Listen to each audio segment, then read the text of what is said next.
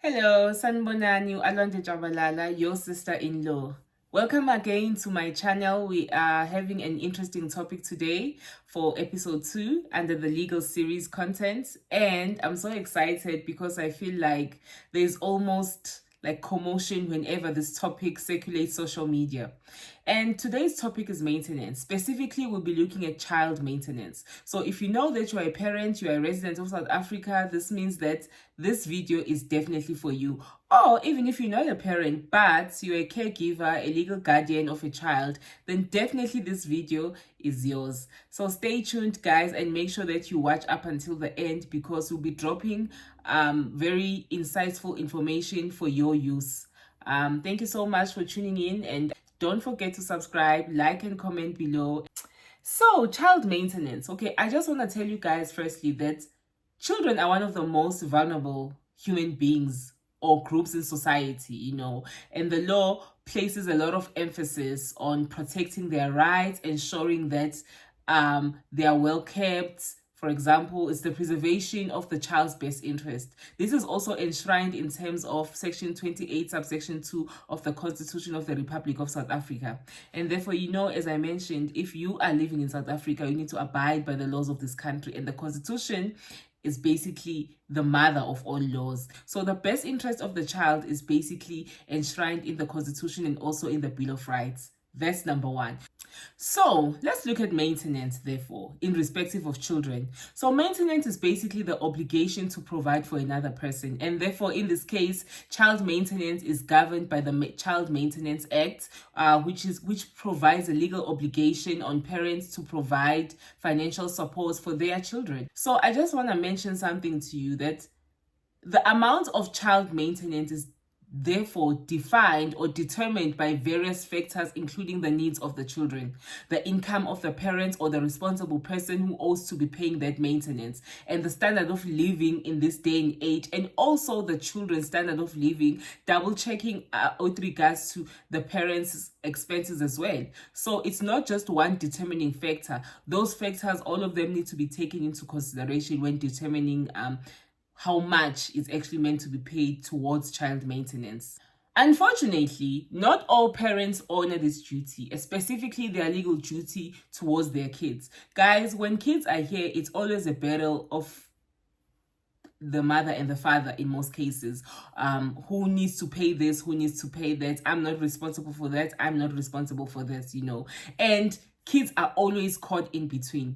So the courts in this case are trying to ensure that children, imagine such, for example, a 4-month baby, or a 1-year-old, what do they know about, for example, what they need, okay? This means that they don't even have capacity to speak and say, Daddy, I would like you to buy me milk. Mommy, I would like you to buy me porridge, for example, So it means that the court therefore plays like that middleman to ensure that if the parents are not seeing eye to eye, whatever the case may be, children are not affected. Either you guys are divorced, you separated, you didn't date, it was a one-night stand, children are of paramount importance.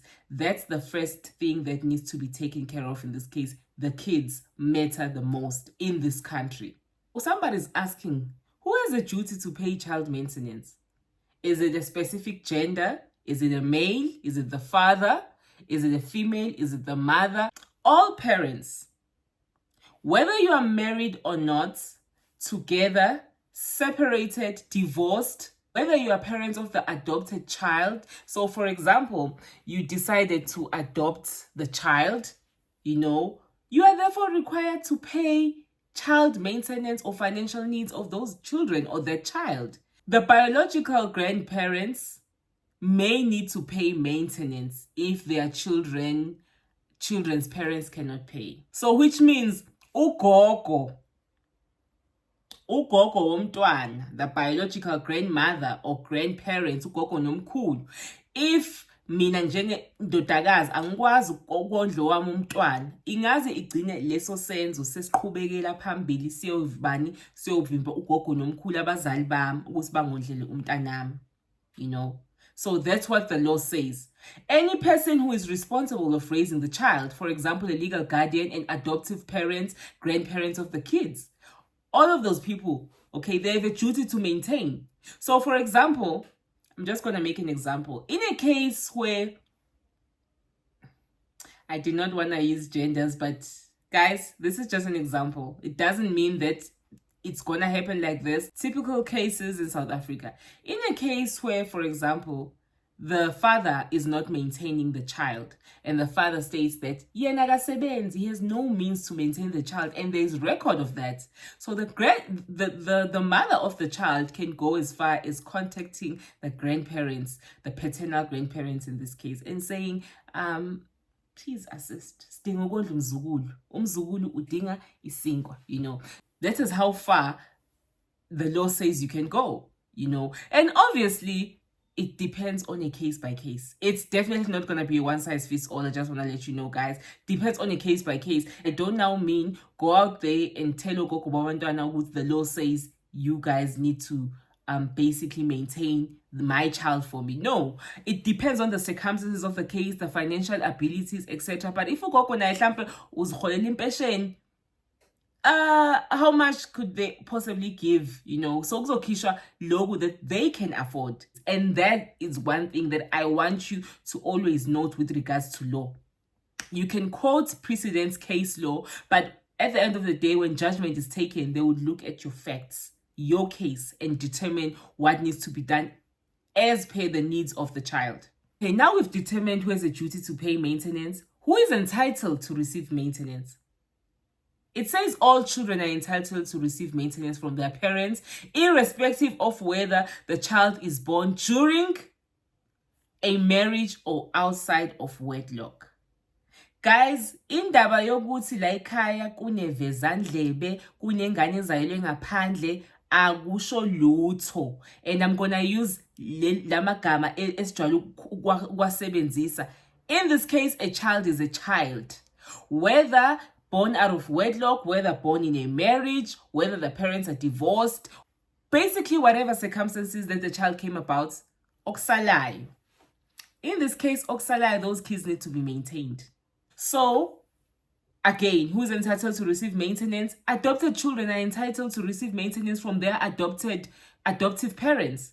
However, now they are not allowed to receive maintenance from their biological parents. Remember, guys, when you adopt, you basically give away all your rights. This is no longer your child. Yes, biologically, it's your kid. But legally now, that's not your child. So if I adopt a child, I'm therefore responsible for that child. I cannot now go back to the biological mother and say, hey, I need nappies. I need this. There was a reason, basically, that person actually took their kid into the adoption system because, for example, they knew that they won't be able to afford. Children now, in this case, may only receive maintenance from their grandparents if the children's parents are unable to provide for them and grandparents are able to financially provide for them. I've mentioned this earlier in terms of who has a duty to maintain. In this case, kids can still receive maintenance from their grandparents financially, if they are financially able to. But we cannot just go to all grandparents and say, grandparents, please, that's not the case, guys. We need to be very reasonable, and our approach can't be universal here. We look at it on a case-by-case basis. Moving on from who has a duty to maintain, who can receive maintenance, who can now apply for maintenance on behalf of a child. So in this case, the parents, basically number one, of the child, either or the mother or the father, the caregivers of the child. Remember, guys, sometimes you find that the mother is working in Johannesburg, the father is working in Cape Town, but the caregiver in this case is the grandparent. So it means the grandparent can now also apply for child support for the child, because it might happen that either parents are not supporting the child. They are honestly expecting the grandmother or the grandfather to pay off all expenses for the child from their own pockets or even from their own social grants, which is definitely quite unfair. And in South Africa, the stats are showing exactly that, okay, that most grandparents are actually taking care of their grandchildren whilst even the parents are still alive and they will be able to maintain. Hence, I'm saying umama left, ubaba left, and the child is now in Ganya Gogo. Ugogo needs to ensure that kids are going to school and the parents are not supporting. We have seen all of these testimonies, especially during graduation when people are posting. They'll always compliment their grandparents for always stating, "Gogo nomkhulu ningisizile, beningondle, beningenzele ABC." You know, it means that the grandparents took on a role of being the parent in this case, you know, whilst the parents of the children are actually alive. That's the saddest part, unfortunately. I understand if somebody has passed on and the grandparents taken upon themselves to be caregivers, but in a case whereby both parents are alive but they're not fending for the children, but they have the means necessary possible, you know, it's unlike if, for example, they can't afford or they can't find work, especially in this high unemployment rate here in South Africa. If the parents can prove, "Gogo nomkhulu, I definitely can't find a job, but may you just kindly share with my child," that's understandable. So what expenses can be claimed in respective of a child? When considering the amount of maintenance, the following should be taken into account. Expenses for food, clothing, accommodation, medical care, education, the provision for electricity, water, washing of clothes, the standard of living, the financial means of the parents, and they also need to be considered when calculating the amount of maintenance. Basically, everyday living expenses. So the courts take in various factors to ensure a fair and reasonable outcome. These factors, for example, they include income and financial obligations. The courts will assess the income and financial obligations of both parents, in this case, or parties. This includes factors such as the employment status, the salary, any other source of income, okay? Is the parent working? If not, do they have other financial means of, for example, getting money, etc.? The needs of the dependents. So the courts will consider the needs of the dependents, including their age, their educational requirements, healthcare, and general living costs. So, for example, a 1-year-old and a 14-year-old, they might not be maintained the same, you know, depending on their expenses. A 1-year-old needs milk. How much is milk?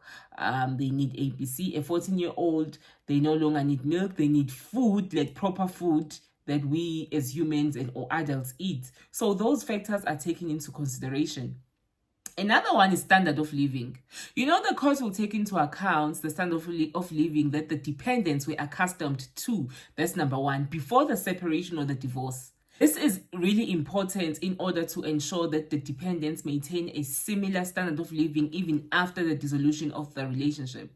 One case that I can remember, it's not even a South African one, it's actually those Hollywood cases. It's a case of, if you recall, Halle Berry. Halle Berry, when she separated from her partner, what the court said was, you maintain the child with this amount, okay? X amount, especially because when the child leaves your house, you live in a beautiful estate, your home is gorgeous, the child is able to attend ballet lessons, piano lessons, etc., etc. But now when the child goes to the father, if I recall, the father was an artist, if not a painter. And the father stayed in like a studio apartment. So the court took that into consideration and said, no, the standard of living that the child has whilst they're at their mother's needs to be applicable even if they're at their father's, you know. It doesn't necessarily mean now that when you move to your father, whatever that you had from your mother's side needs to just go away. So in that case, Hayley had to pay maintenance. I'm not sure though if it was child or spousal, because I'm not sure if they were married. But still, I was just trying to highlight to you guys how a party needs to pay in order to ensure that the standard of living of the children is still well maintained or well taken care of. So in divorce proceedings, they might have been divorced, but in divorce proceedings here in South Africa, if you are living in an estate in Sandton, and you're getting a divorce, you can't now just expect that whoever has custody of the child will just move away and live in a different area compared to Sandton. Like in a township, for example, you still need to maintain the same standard of living, okay? Hence, divorce proceedings, the couples or former spouses would always argue and say, I don't ever, like, why don't you move to a more affordable apartment, you know? And somebody's like, no, but we are so accustomed to living in a house with a pool. Children want to swim. All of a sudden, you're telling us they can't swim, the least you can do, put us in an apartment or complex that actually has a swimming pool, or that we can afford that has a swimming pool, so that the children, in as much as you and I are divorced, their lives will not be disrupted. Guys, the court will assess the financial resources of both parents, both parties. It's not just the father. And I want us to just have this thing in our heads that it's not only the father who has a duty to maintain a child. Guys, it's not only a father. And in this case, I am not even being biased, but I'm just letting you know, it takes two to tango. Even in maintenance, to take two to tango. That's it. That's what the law says. It might be applicable that in most cases, the woman is not working and she's just the caregiver of the child. She takes off the child, has full custody of the child. But in that case, obviously, the other parent, in this case, the father, will pay. But even vice versa, if the father is the one who's doing that and the woman is working and the father says, I don't have money, okay, I'm not working, they can go and apply for maintenance. Therefore, you need to go to court and seek maintenance from the other party. So it can either be the father requesting child maintenance from the mother, or the mother requesting child maintenance from the father, or the grandparents from either paternal or maternal in this case. You know, another is basically special circumstances where the courts will consider, for example, where children require additional financial support. You know, this can include factors such as educational needs of a child. If your child is autistic, if your child is ADHD, if your child needs special attention, it means you need to pay up more money towards assisting the child's needs. You know, medical expenses that are not covered by insurance or medical aid. So it means you need to pay extra. So those special circumstances are all part of the factors that will determine the amount for maintenance. It won't be a fixed approach, definitely. What is applicable to party A might definitely not be applicable to party B. So keep that in mind. Don't go out there and say, no, the Zondis, I know that the wife got 10,000, the children got 10,000 each for maintenance, and I want the same amount. It is not going to be the same thing here at the Ngomalos. Okay, they're going to assess the Ngomalos, they're going to assess the Zondis. Those are two different cases, guys. Okay, so asikwazi ukuhlanganisa ipapa ni-rice and think kuzophuma into right. As fun, yes, it's both starch, but as fun lezo zinto lezo, even the combination ezoyikhipha ngeke ifane. So hence I'm saying each and every case is unique. You know, the courts will consider the specific circumstances and the evidence presented. Guys, in as much as it's still maintenance court, you still need to present evidence. That evidence will form part of your discovery, which will form part of the legal proceedings. You know, if you're saying you're not working, you need to prove that you're not working. If you're working, but you have many expenses, you need to prove. You don't just go there by word of mouth and say, I've got 10 kids, I can't support another one. Even if you've got 10 kids, it's still an obligation. You still need to support the 11th child. So it means we need to look at all the other kids that you're maintaining. Look at your standard of living. If you are drinking every now and then, you cut off on that drinking, you take care of the children.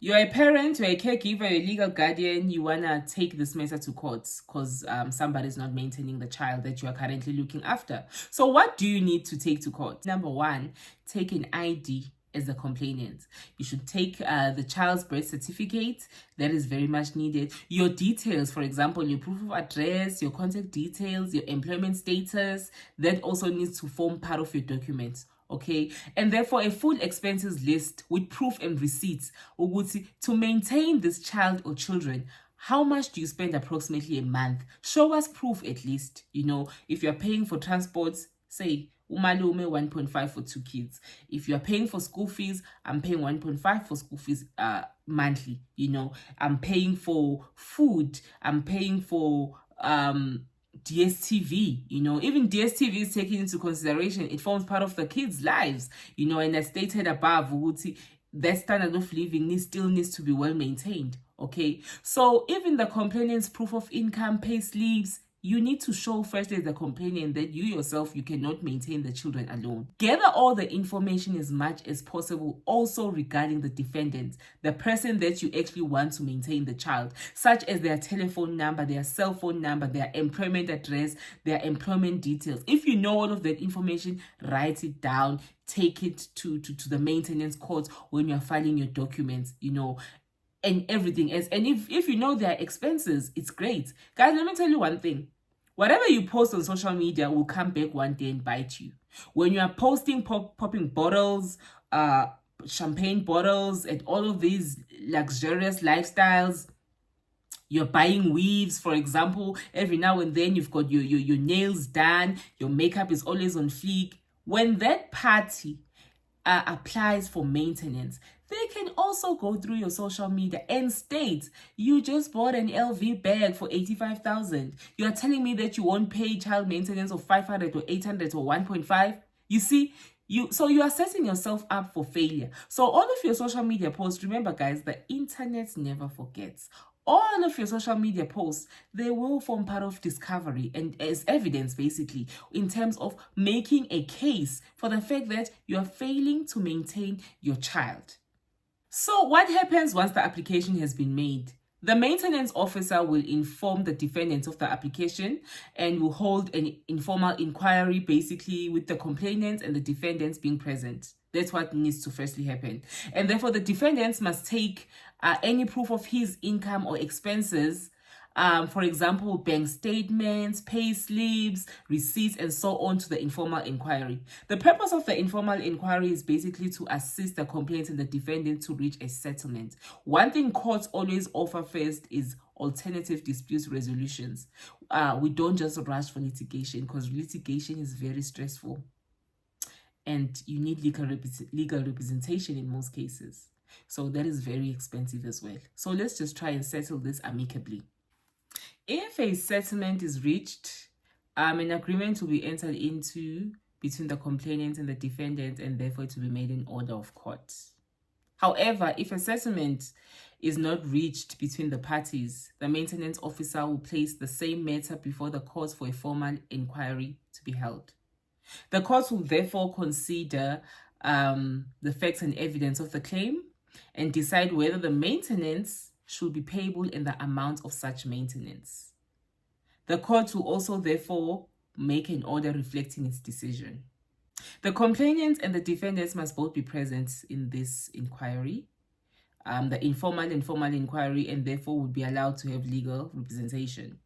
If the defendant fails to appear at the formal inquiry in court, an order which the court deems appropriate may be given in his or her absence. Please do not ignore when you've been notified that you need to go to court for a formal inquiry, because that's what most people do.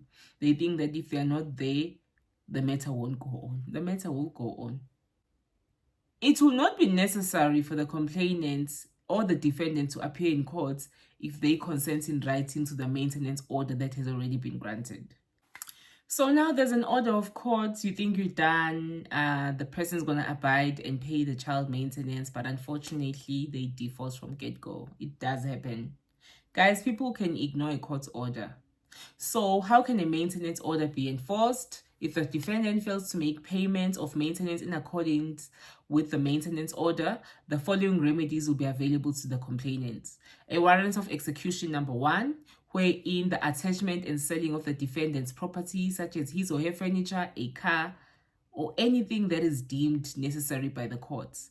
Emoluments attachment order, in this case, the attachment of the defendant's salary for payments or for monthly installments of the child maintenance. This allows for the deduction of that child maintenance and requires the assistance of the defendant's employer, to withhold the specified amounts from their earnings. I don't think anyone likes that. You want to receive your salary in full. Already we are getting such a high amount in South Africa.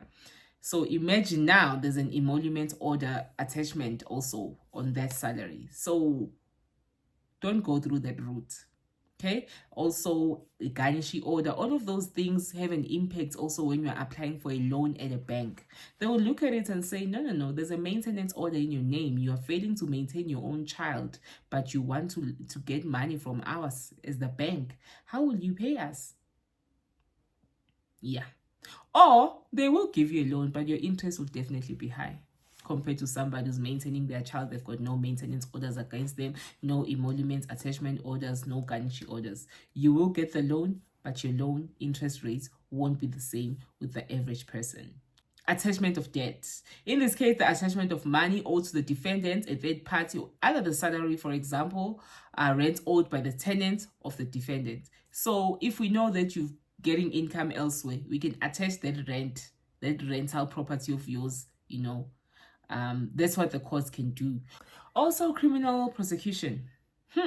Imagine, from family courts, we now off to criminal law. Also, criminal prosecution, because the laying of a criminal complaint against a defendant based on the failure to comply with the maintenance order.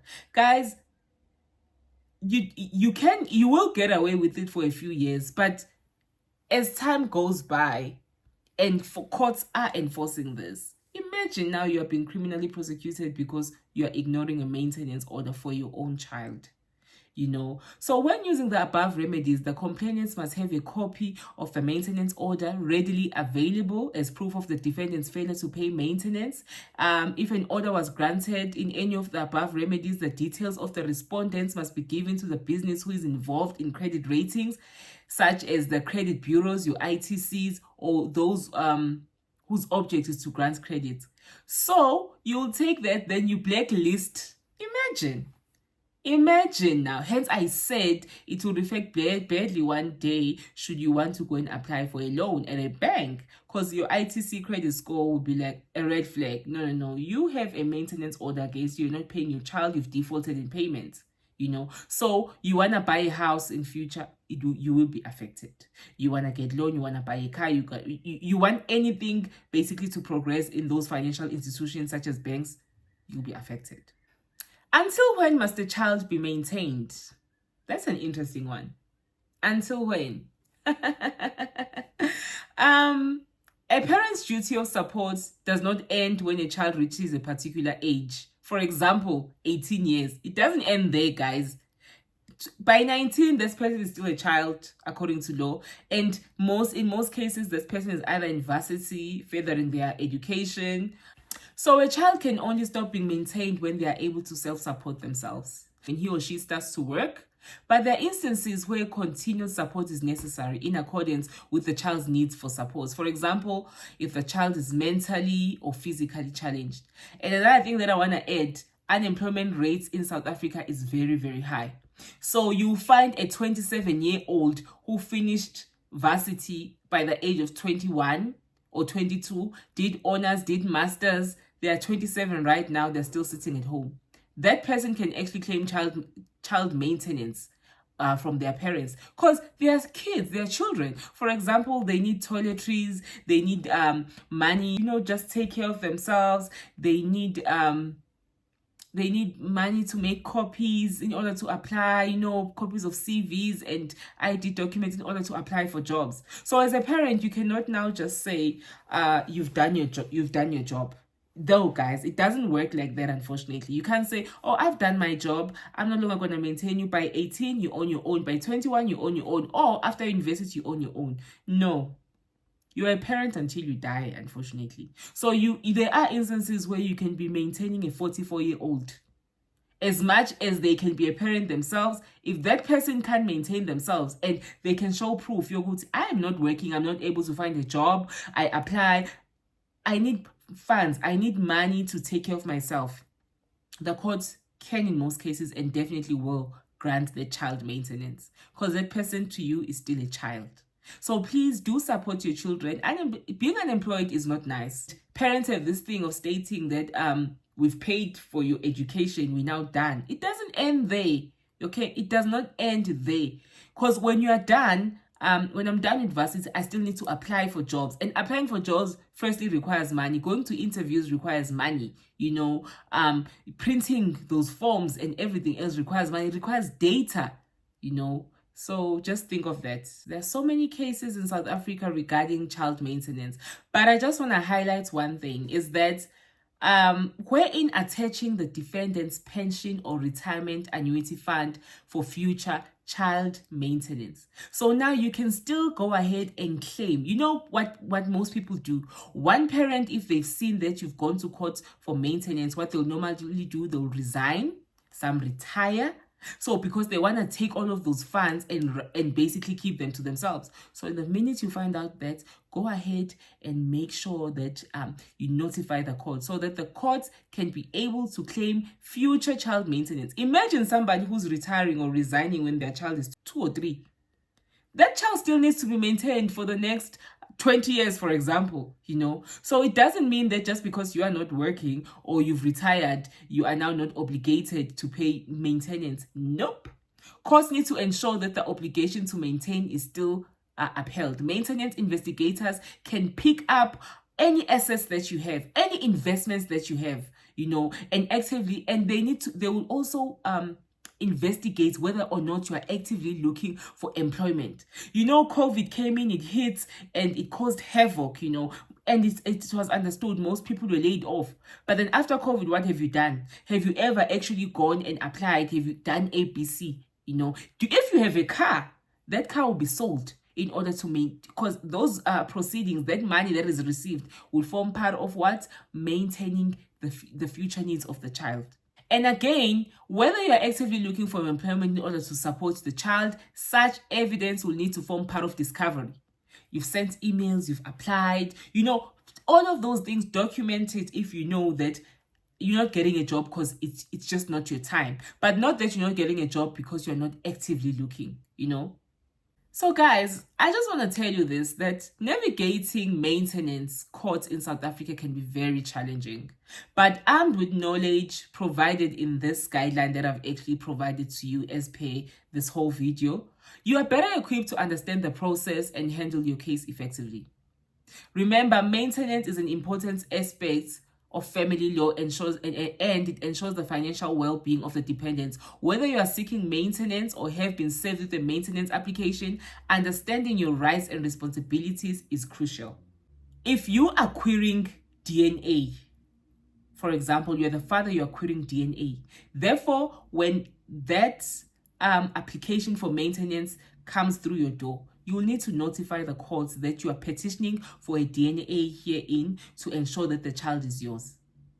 In most cases, if you cannot afford, the court will take those costs in. The court will do the DNA. But if you can afford, the courts will therefore say, okay, they'll find an independent party, for example, and therefore a DNA will be done. But if you can afford, or if you are indigent and you cannot afford, the courts will do it for you. Remember, guys, best interest of the child, paramount importance. So you cannot just rely on the fact that the child is not yours. Then you need to have proof. And also, I just want to highlight, you can't say you're not going to maintain a child because broken up, you are now divorced. You can get divorced, but you don't divorce your own children. You can break up with your partner, but you don't break up with your kids, unfortunately, in this case, because it's for the best interest of the children. So if you require further information or assistance, it is advisable that you guys consult a professional experienced in family law. That's a disclaimer. This video is merely a guideline, So that person, that attorney or advocate will basically be providing you personalized advice based on your specific circumstances. Because what I've just given you here is an overview which could be applicable to party A or B or C, but might not be applicable to party D. So your needs need to be tailored specifically for you, and in this case you consult an expert in family law. In conclusion, I just want to say I hope you guys have found this video very informative.